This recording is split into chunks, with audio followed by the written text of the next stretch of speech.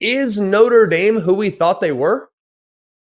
Because we were all prepared, all of us, self included, Notre Dame fans, Notre Dame haters, everybody. The Boo Birds were out after week 2, weren't they?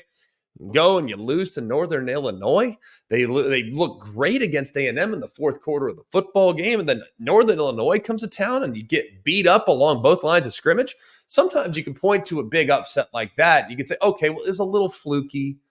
It's they turned it over 4 times, or they missed 3 field goals and they couldn't score touchdowns, and they gave up 3 or 4 massive plays. They outplayed them for 62 snaps in the game, but those 3 or 4 massive plays that they gave up led to 28 points.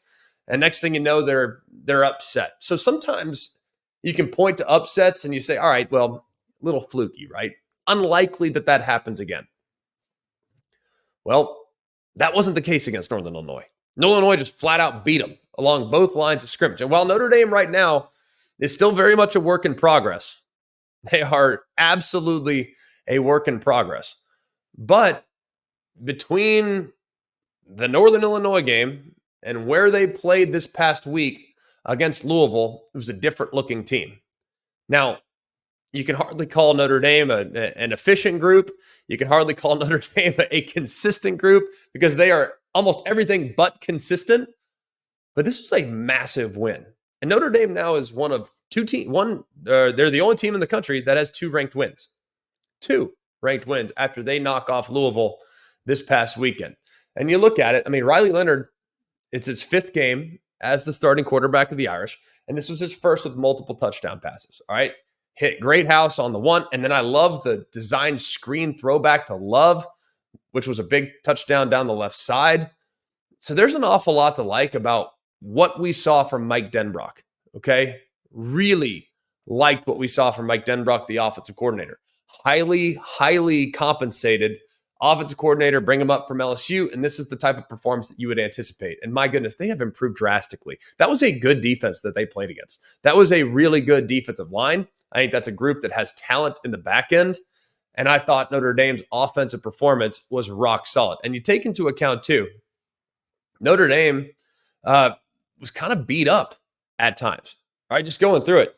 Burnham, Jack Kaiser, Boubacar Traore, Benjamin Morrison, Gray was out for, I mean, they weren't necessarily all there. I mean, there were stretches in the game in which they were kind of beat up, and yet it will be significant for them to look back on this game, seeing guys step up in the absence of some of their best and most reliable playmakers, and still find a way to get the job done. But it was really the story of the day was Riley Leonard and his comfort level now.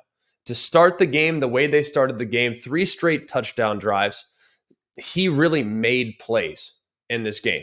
He was moving. He was keeping his eyes downfield. He threw it on the run. He was aggressive, tried to push it downfield in a few times, and he did a great job, like he's done in the last few weeks, of taking advantage of the defense by using quarterback run. So very, very encouraging. Albeit, I'd love to see it for 60 minutes because we haven't yet seen it for 60 minutes from Notre Dame. We've seen it in really 15-minute increments, whether it's the fourth quarter against Texas A&M, whether it's the 1 quarter of dominance and brilliance from Louisville there in the first quarter, against Louisville in the first quarter. I'd love to see it for 60, because if they can do it for 60, they can play with anybody.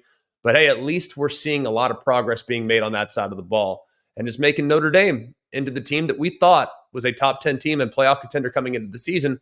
Them rounding into form has me believing a little bit more about what I thought about them in the preseason.